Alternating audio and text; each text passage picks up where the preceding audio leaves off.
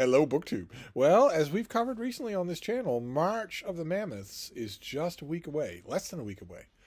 That's a BookTube event created by Jason at Old Blues Chapter and Verse, designed to draw your attention to those big books on your shelves or at your library. Those things that visually represent a massive investment of time, but could be worth it. Could very much be worth it. In March of the Mammoths, you are enjoined to pull one of those books down off the shelf and at least start it. It's a very laid back event. You just have to try it, and you don't have to finish it. There's no one saying that you have to read a 1,000-page book in a month. And yesterday, in conjunction with a 5-minute, instant judge challenge, I took a bunch of candidates for March of the Mammoth and took you through their first paragraphs just to talk about them a bit, see what they say. I myself don't believe that there's much useful that you can learn about whether or not you actually want to read a book by its first paragraph. In fact, I think there's virtually nothing you can learn, but it was kind of fun to see what kind of notes are struck, what kind of reading experience might be foreshadowed by just that first paragraph. So I thought we'd do it again. Plenty of other Mammoths to talk about. I thought we'd do it again. I have a stack here of 10 books that are long enough. This time I checked, they are all long enough to qualify for March of the Mammoths. I thought we'd go through their first paragraph, thereabouts. If the first paragraph is actually just a single sentence, we'll read the opening note. We'll read the opening note of each of these books and see what we make of it. A lot of you found that fun yesterday, so we'll do it again. And we'll start with a stereotypical long book. This is The Rise and Fall of the Third Reich by William Shirer. And this is history of World War II, but we will go all the way to the beginning, to the very first paragraph, and see what kind of notes it strikes. So this is the beginning of the first chapter, which is called Birth of the Third Reich. On the very eve of the birth of the Third Reich, a feverish tension gripped Berlin. The Weimar Republic, it seemed obvious to almost everyone, was about to expire. For more than a year, it had been fast crumbling. General Kurt von Steicher, who like his immediate predecessor Franz von Papen, cared little for the Republic and less for its democracy, and who, also like him, had ruled as Chancellor by presidential decree without recourse to Parliament, had come to the end of his rope after 57 days in office. Okay, so let's do the next paragraph. Just one more. On Saturday, January 28th, 1933, he had been abruptly dismissed by the aging president of the Republic, Field Marshal von Hindenburg. Adolf Hitler, leader of the National Socialists, the largest political party in Germany, was demanding for himself the chancellorship of the Democratic Republic he had sworn to destroy. So that's how it starts. What can we notice about that opening note? Not necessarily one paragraph, but that opening note. Heavy in detail. It's deliberately eschewing any kind of windy philosophizing like you get in a lot of opening books of this size. Instead, getting you right down to details. What was there before? Was it really sick? And who's waiting to replace it? So you've got figures in line right away, right there at the beginning. Names you need to remember, facts and dates. That is true throughout this book. It is a very meticulous book, so that it's absolutely crammed with facts. But was it enough for you? Not that it should be. Keep in mind, we've moved away from the specific parameters of the instant challenge. But would you keep going? If you read that at the beginning of the book, would you keep going? You should keep going anyway. Give a 1,000-page book needs more than just a couple of paragraphs. But as an introduction, we're doing these just as introductions because this is just fun. So next one we'll do, it's a long book from an author who is also synonymous with long books. It's It by Stephen King. Let's see how this novel begins. We won't necessarily restrict ourselves to the first paragraph, since with Stephen King it will almost certainly be not only a sentence, but an ungainly sentence fragment. So we'll move on. We'll do the first opening beat. This is the beginning of chapter 1. The terror, which would not end for another 28 years, if it ever did end, began, so far as I know or can tell, with a boat made from a sheet of newspaper floating down a gutter swollen with rain. The boat bobbed, listed, righted itself again, dived bravely through treacherous whirlpools, and continued on its way down Witcham Street toward the traffic light which marked the intersection of Witcham and Jackson. The 3 vertical lines on all sides of the traffic light were dark this afternoon in the fall of 1957, and the houses were all dark too. There had been steady rain for a week now, and 2 days ago the winds had come as well. Most sections of Derry had lost their power then, and it was not back yet.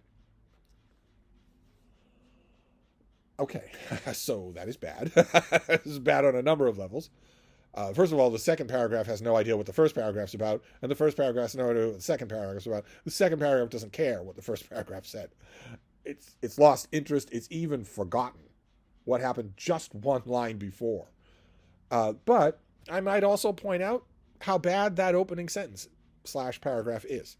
The terror, comma, which would not end for another 28 years, essentially, comma, if it ever did end, comma. So you no sooner get the word terror than the author, the narrative, is interrupting itself, tripping over itself, slowing itself down, getting in its own way.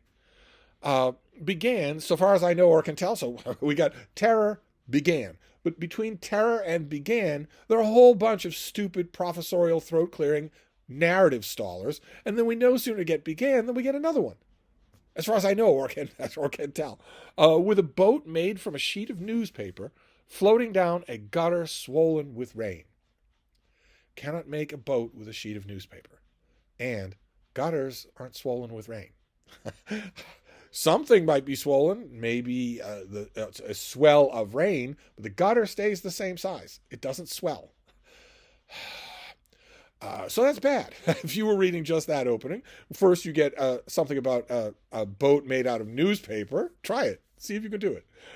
First you get something out of a boat made out of newspaper floating down something swollen towards a gutter in the rain.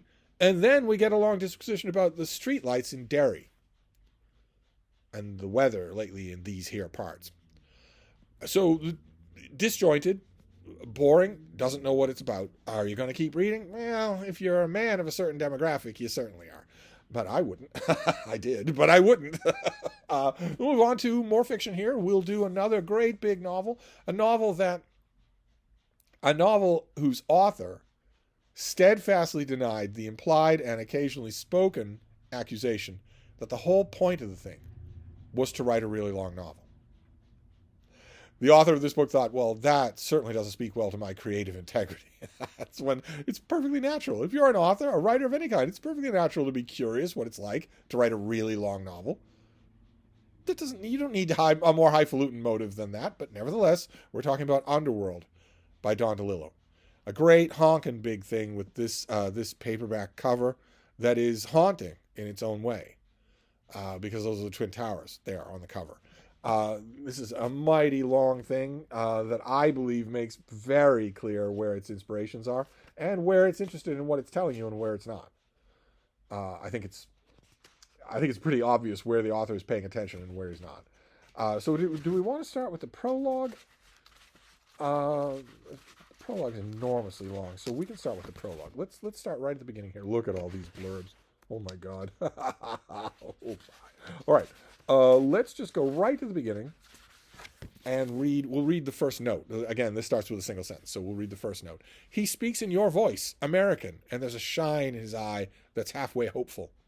It's a school day, sure, but he's nowhere near the classroom. He wants to be here instead, standing in the shadow of this old rust hulk of a structure, and it's hard to blame him. This metropolis of steel and concrete and flaky paint and cropped grass and enormous Chesterfield packs aslant on the scoreboards, a couple of cigarettes jutting from them. Longing on a large scale is what makes history. This is just a kid with a local yearning, but he is part of an assembling crowd, anonymous thousands off the buses and trains, people in narrow columns tramping over the swing bridge above the river, and even if they are not a migration or a revolution, some vast shaking of the soul, they bring with them the body heat of a great city and their own small reveries and desperations, the unseen something that haunts the day, men in fedoras and sailors on shore leave, the stray tumble of their thoughts going to a game. So, overwritten, right? That is how you would expect a big book on the rise and fall of the Third Reich to start, with exactly that sort of stuff. What was it? Longing on a large scale is what makes history. It's overwritten. It's about a boy going to a baseball game. but it sounds like it's a papal proclamation. So, but it has a sort of swing to it, sort of forward momentum to it. You might keep going. Some people did. Some people actually read the whole of Underworld instead of just the opening part, the baseball game part. Then we'll move on to another great big novel. I'm not that much of a fan of Underworld. I'm not that much of a fan of almost anything that Don DeLillo wrote. I am a huge fan of this book, though. This is Sacred Games. Great big novel by Vikram Chandra. This is the Harper Perennial trade paperback. So pretty shabbily made. You want the hardcover of this thing if you can get it. This is utterly delightful. It's a great big novel that is one of the rare great big novels where you get the feeling, you really get the feeling that it's this big because the author's just having too much fun to stop. It's dark and it's gritty and there's tragedy in it, including in the very first opening scene, but it is so enjoyable to read. It's one of those great big novels where you won't care how big it is. And this is also going to be loaded with blurbs. Oh my God, look at all of them. Oh my God. Okay. Yes, the Christian Science Monitor referred to it as monstrously entertaining. I wholeheartedly agree with that. So let's move on to the beginning. Pages after page of acknowledgments, dramatis personae. There we go. All right. Spoiler warning for the soft of heart. If I had to go through this opening, then so do you. A white Pomeranian named Fluffy flew out of a 50-floor window in Pana, which was a brand new building with a painter's scaffolding still around it. Fluffy screamed in her little lapdog voice all the way down, like a little white kettle losing steam, bounced off the bonnet of a Cielo and skidded to the halt rear of near the rank of schoolgirls waiting for the St. Mary's Convent bus. There was remarkable little blood, but the sight of Fluffy's brains did not send the conventeers into hysterics, and meanwhile, above, the man who had flung Fluffy around his head by one leg, who had slung Fluffy into the void, one Mr. Mahesh Pandey of Mirage Tower, Textiles. That man was leaning on his windowsill and laughing. Mrs. Kamala Pandey, who in talking to Fluffy always spoke of herself as Mummy, now staggered and ran to her kitchen and plucked from the magnetic holder a knife 9 inches long and 2 wide. When Sartaj and Kartikar broke upon the apartment door 502, Mrs. Pandey was standing in front of the bedroom door, looking intensely at a dense circle of 2-inch long wounds in the wood about chest high. As Sartaj watched, she sighed, raised her hand, and stabbed the door again. She had to struggle with both hands on the handle to get the knife out. Mrs. Pandey, Sartaj said. She turned to them, knife still in the double-handed grip, held high. She had a pale, tear-stained face and tiny bare feet under her white nightie. Mrs. Pandey, I am Inspector Sartaj Singh, Sartaj said, and I'd like you to put down that knife, please. Okay, so the novel wastes no time at all in pulling you into the narrative. Someone has thrown someone's dear little dog, a Pomeranian, to its death. And it has bounced off a car hood and landed in front of a group of convent students. Little macabre, but that, first of all, that introduces us to Sartaj Singh, who is going to be one of our 2 main characters, and also try not reading. If you get a scene like that and you're not being performatively squeamish, again, if I can read that scene and smile, then you can. It's not a real dog. But if you can read that scene and not be interested in reading more, I don't know what. I don't know what you're doing. So that is the beginning of Sacred Games, a long, organized crime police thriller that really does pay off. Then this next one that we'll do is huge. It's a novel. It was the first novel. It is still, by many measures, the best novel. It is The Tale of Genji by Murasaki Shikibu. This is in the Dennis Washburn translation, and we are going to go to, we're going to pass the blurbs. So one of the blurbs is very good. We're going to go to the beginning. So this is The Tale of Genji in a modern translation, so it will have a huge introduction. Here we go. All right, so we're going to do the first chapter of the first paragraph of the first chapter of The Tale of Genji. This is in the book called Kiritsubo. In whose reign was it that a woman of rather undistinguished lineage captured the heart of the emperor and enjoyed his favor above all the other imperial wives and concubines. The tale of Genji starts with a question. The narrator knows the answer. Certain consorts, whose high noble status gave them a sense of vain entitlement, despised and reviled her as an unworthy upstart from the very moment she began her service. Ladies of lower rank were even more vexed, for they knew his majesty would never bestow the same degree of affection and attention on them. As a result, the mere presence of this woman at morning rites or evening ceremonies seemed to provoke hostile reactions among her rivals, and the anxiety she suffered as a consequence of these ever-increasing displays of jealousy was such a heavy burden that gradually her health began to fail.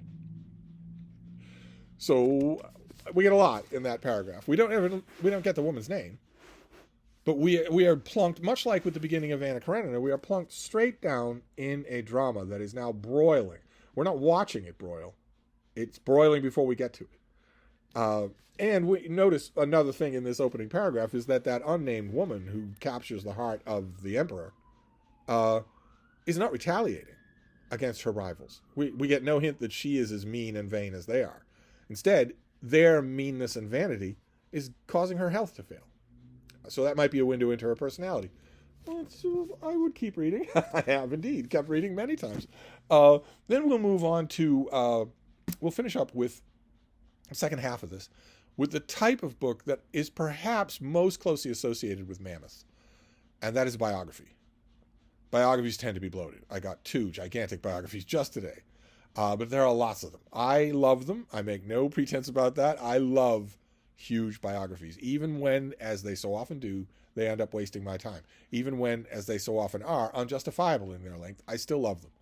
I love just the sense that the author has researched the heck out of this subject and doesn't want to leave any of it out. Sirens. See, they're not even passing the house. They're in the distance, but we never hear them anymore. That's why I never thought it'd be sentimental for them. But we're going to do a bunch of biographies because chances are that the candidate for that, at least one of the candidates for March of the Mammoths, will be a biography.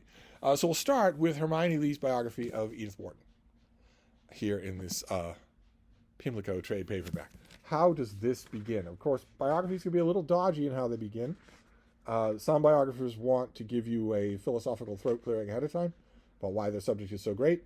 Others want to just start right in with the birth of the grandparents. Let's see. We'll get. This is chapter 1, An American in Paris. This is the first paragraph. In Paris, in February 1848, a young American couple on their grand tour of Europe found themselves, to their surprise, in the middle of a French Revolution. Up to then, the travels of George Frederick Jones and his wife of 3 years, Lucretia Stevens Rhinelander Jones, with their 1-year-old son Frederick, had been undramatic. They had a lengthy European itinerary, the usual thing for Americans of their class, and backed by the substantial funds of the Jones family, one of the leading old-established New York clans. Starting in England and Paris in April of 1847, they had done Brussels, Amsterdam, Hanover, Berlin, Dresden, Prague, Linz, Salzburg, Munich, Frankfurt, Cologne, Koblenz, Freiburg, Geneva, Lake Como, and the major Italian cities. George Frederick, at 27, an experienced traveler, his father had taken him on his first European tour when he was 17, was able to indulge all his appetites for architecture, scenery, painting, collectible objects, shopping, theater, entertainment, and seeing life. Lou, though more limited by looking after little Frederick and by her frequent illnesses and her tremendous headaches, was very definite about what she liked and did not like on her first trip abroad. Quote, Lou rather disgusted with the Catholic ceremonies. Oh, goodness, baby.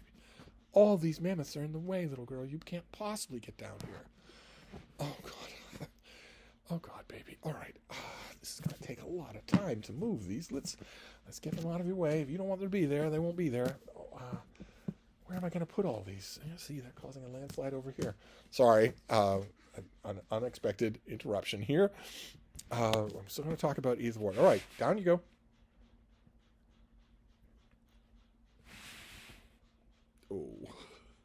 Oh goodness. Now, do you want to hop over there or do you want to stay here? Want that out of the way? There you go. Okay. And now what are you going to do? They're more interested in you than anything I'm doing. What are you going to do now, baby? Are you going to curl up or are you going to come back over here? Nothing over there but a table. No. Well, there's nothing over there but a table. Are you going to want to come back over here? Frida, come back over here. Come on, come back over here. You know you're going to want to. Come on, come back over here. Come on. There you go. There you go. That's she just went to look. That's all. All right, there we go. All right, so that opening paragraph is very good. Notice 2 times in that one paragraph we get a long series of things. So that's an author staking a rhetorical claim. That's an author saying, apart from the subject matter, I also have writing styles of my own. Not every author makes that decision. Even if they have long lists, they often will break them up. They are out of fashion. This author does them, and defiantly, so that you know that this author is going to write her own way throughout the book. But also, you'll notice Edith Wharton is nowhere to be found in that opening paragraph. We're just supposed to care about the Jones family. Do you? I do. I don't think this author could tell a boring story, except ironically in her last biography, which I reviewed and thought was boring from beginning to end. But this is not. This is terrific. Okay, well, we had a catastrophe because the baby had to move. All right, another biography, another huge biography. This is Robert Massey. This is his gigantic, great biography of Peter the Great. Another certified mammoth. Let's go to how this begins. This is the first paragraph or 2 of the first chapter, which is called Old Muscovy. Around Moscow, the country rolls gently up from the rivers, winding in silvery loops across the pleasant landscape. Small lakes and patches of woods are sprinkled among the meadowlands. Here and there a village appears, topped by the onion dome of its church. People are walking through the fields on dirt paths lined with weeds. Along the riverbanks they are fishing, swimming, and lying in the sun. It is a familiar Russian scene, rooted in centuries. In the 3rd quarter of the 17th century, the traveler coming from Western Europe passed through this countryside to arrive at a vantage point known as the Sparrow Hills. Looking down on Moscow from this high ridge, he saw at his feet, quote, the most rich and beautiful city in the world. Hundreds of golden domes, topped by a forest of golden crosses, rose above the treetops. If the traveler was present at the moment when the sun touched all this gold, the blaze of light forced his eyes to close. The white-walled churches beneath these domes were scattered through a city as large as London. At the center, on a modest hill, stood a citadel of the Kremlin, the glory of Moscow, with its 3 magnificent cathedrals, its mighty bell tower, its gorgeous palaces, chapels, and hundreds of houses. Enclosed by the great white walls, it was a city in itself. Okay, so Massey has obviously chosen a grand, epic tone to set for the beginning of this book. And also, cannily, you'll notice in that opening, positioned you, the reader, as the traveler from a far land. It's very subtle. He isn't saying you don't know anything about my subject, allow me to introduce you to it. He's not doing anything as condescending as that, but he has put you in the narrative position of someone who is finding this golden city for the first time, implicitly wanting to enter it and learn its secrets, including its ruler. I think it's very effective. Certainly millions of people who bought this thing thought it was really effective because they went on to read it. Then we have another biography. This is a huge thing. It's a sweet tooth of mine. It's an authorized biography. Peter the Great, of course. Massey's book on Peter the Great is not an authorized biography, but this is Jeremy Wilson's authorized biography of Lawrence of Arabia. Gigantic thing. This is definitely a mammoth, and this is set in counterpose to all of the unauthorized biographies of this figure that cropped up all over the place and that still do. So let's find our way to the first paragraph here. There's a whole bunch of opening material, and there's a prologue. But let's skip the prologue because the prologue is mainly argumentation. Let's go on to part 1, chapter 1, which is ominously called Childhood. I say ominously because a lot of biographers don't realize that most of the readers, I'd say 95% of the readers of their book, aren't interested in what your character did when they were 5 years old. You can cover it in one sentence, about 12 chapters from the first one. But some of them are good at it. So let's see how this one starts. During the closing decades of the 19th century, Dinard grew from a small fishing village to a substantial town. The 1894 Baedeker described it as a modern village picturesquely situated on a rocky promontory on the left bank of the estuary of the Rance, opposite St. Malo and St. Servan. It has 2 beaches with sea baths, the chief of which with the casino, is on a small bay nearest the sea. The neighboring heights, sprinkled with villas, command a pleasing view of the Bay of St. Malo with its islets and reefs. Dinard is more agreeable residence than St. Malo, as it offers various sheltered promenades. The reader doesn't know what any of that is. If you happen to live in Dinard, the reader has no idea what any of that is, what any of that means at all. And in the 21st century, no reader has any idea what Baedeker is. What is that? I don't know what that is. It's a travel guide. And the author of this book is assuming that you know that, and that everyone always will. Let's give him another paragraph. At that very time, British travelers found the cost of living in France very low, and many English people settled in Brittany when they could live comfortably on a modest income. By the 1890s, there were several large British communities there, for example, at Dinan, 10 miles up at the Rance, and at St. Severin. The school at Dinan has accepted English pupils since 1820 and published an English language perspective. Okay, so you know already that Jeremy Wilson is going to be one of those biographers who's just going to take you through this from diapers, and is just relying on you being interested in the subject. In this case, not intrinsically.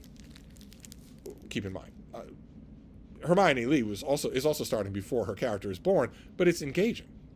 All those listed nouns, all that forward-moving prose, it's very engaging. You actually are interested in the Joneses, especially that last note about how Mrs. Jones has terrible headaches, that you are openly invited to think are psychosomatic. So it's the same idea of where a biography should start, but it's a drastically different narrative approach. Hermione Lee is not assuming that you are going to put up with anything because you're interested in Edith Wharton. And Jeremy Wilson is assuming you will put up with anything because you're interested in Lawrence of Arabia. Are you willing to do that? Are you willing for the long haul? Who knows how long it'll be before you get your character into high school.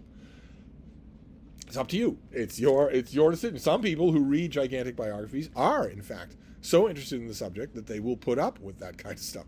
Then we'll move on to another mammoth. This one has not come out yet. I thought this would break things up just a little. This comes out in May? Yeah, this comes out in May. This is the new Ron Chernow, his new big biography of Mark Twain. This is the author. You will all know this author. He wrote Hamilton. He wrote a big book on George Washington. That's terrible. Wrote a big book on Ulysses S. Grant. That's really good. And now he's doing a big book on Mark Twain. I predict this will be one of his best-selling books. It will certainly get reviewed literally everywhere. Entertainment Weekly will run a review of this book, because everybody thinks they know Mark Twain. So let's move on to this has a prelude. Let's move on to chapter 1. Chapter 1 of the new Ron Chernow. Given the fine gusto with which Mark Twain flayed hereditary privilege, it seems fitting that he delighted in tracing his paternal ancestry to one Gregory Clement, who had served in the Parliament of England under Oliver Cromwell and joined in signing the death warrant of King Charles I. Twain confessed to being, quote, wholly ignorant of his forebears, but applauded Gregory's action. Quote, he did what he could towards reducing the list of crowned shams of his day, end quote. When the monarchy was restored, Gregory was declared guilty of regicide, his severed head posted as a warning atop Westminster Hall. Characteristically, Twain found pungent humor in his fate, declaring that Gregory was, quote, much thought of by the family because he was the first of us. It was hanged. Unfortunately, Twain's descent from Gregory Clement was entirely fictitious, but it is hard to deprive him of a good story with such rich potential for laughter. Okay, that's the beginning of Ron Chernow's biography of Mark Twain, aside from a windy prologue. And it's a rather odd beginning. It is definitely, as the kids say, a choice. It is definitely a conscious choice on the part of the author to call your subject, about whom you are going to be writing 1,100 pages of prose, a liar, and to do that right out of the gate. That what are we supposed to do? It was difficult to deprive him of a good story. What is the tone being set there? Well, we are entirely superior to this person, but he's having so much fun that we're going to let him tell this story, even though it's false. But I want you to know it's false, and I want to open the book with that note. A little bit, does it hook you? It's clearly meant to. It gives you a sense. There are a couple of mentions, even in that one paragraph, of things that are characteristically Twain. no character has been established yet. So it seems fair to assume that the book is operating on the idea that you know the character already, that you have a fair sense of this sarcastic, knee-slapping, storytelling, irreverent figure. Is that maybe true? Is the biographer maybe relying on the fact that you think you know a lot about Mark Twain? And is the biographer signaling that although you think you know a lot about Mark Twain, I'm going to set you straight, and I'm going to do it right from the beginning by calling a treasured anecdote of his a lie? All of that could be going on. Did it intrigue you? Do you want to read more?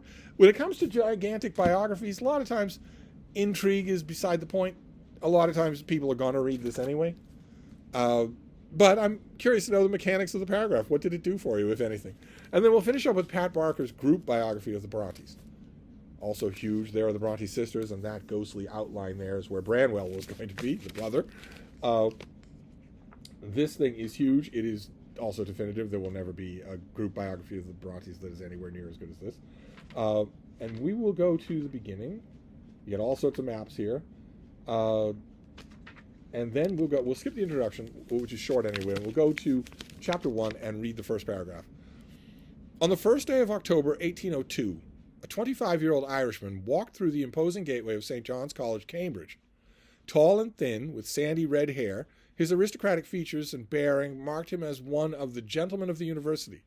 His appearance was deceptive, however, for this young man had only recently arrived in England and had not yet embarked on a university career.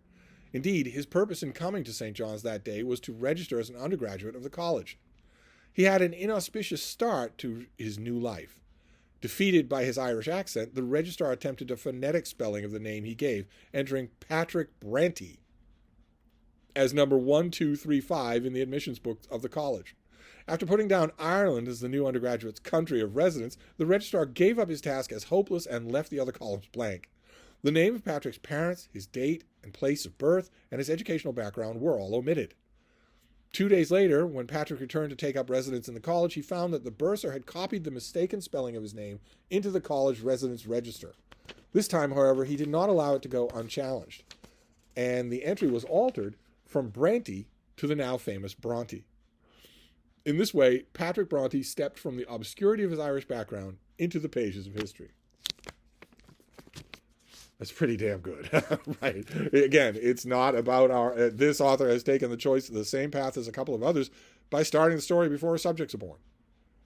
But much like Hermione Lee with Edith Wharton, you don't mind. That's a terrific story, terrifically told. And it doesn't finish up with Pat Barker saying that it was all a lie. It's wonderfully done. So, and it's a long book. This is 1,000 pages long. So, I mean, the Brontes are incredibly interesting, and they're a literary family, so you're going to be reading about works of literature. You're also going to be reading about the parents. Does that paragraph do it? Is it enough for you? It was certainly enough for me. I was hooked on this book from the beginning. But then again, I don't know how illustrative that is, because I will just power through a biography, even if it poorly begins. I'm a big fan of Jeremy Wilson's biography of Lawrence of Arabia, even though it begins poorly. And actually, J.C. Beaglehole wrote a gigantic book about Captain Cook. It could easily have been in this pile. That also begins a little bit boringly, and I love it. I come to love it over time. It doesn't start off great, but some big books do. So what do you make of these?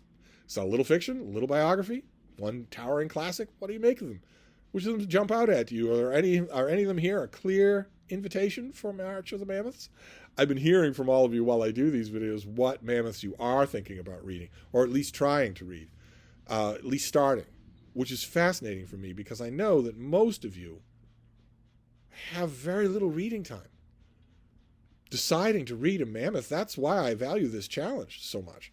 Deciding to read a Mammoth is a big thing for a lot of you. It's not that you're going to be nailed down to that book for a whole long weekend the way it is for me. Instead, it's going to monopolize your reading time for a long time. That's a big commitment. That's often a very marked change of pace from 200-page books. So, and yet a lot of you are thinking about doing it. A lot of you are thinking about joining March of the Mammoths. That's fascinating to me. Not only that you would do it, but which books you're picking and why. So, any of these? I'd love to hear. Feel free to bombard me. But I'm going to wrap this up for now, and I'll be back. Thank you, BookTube.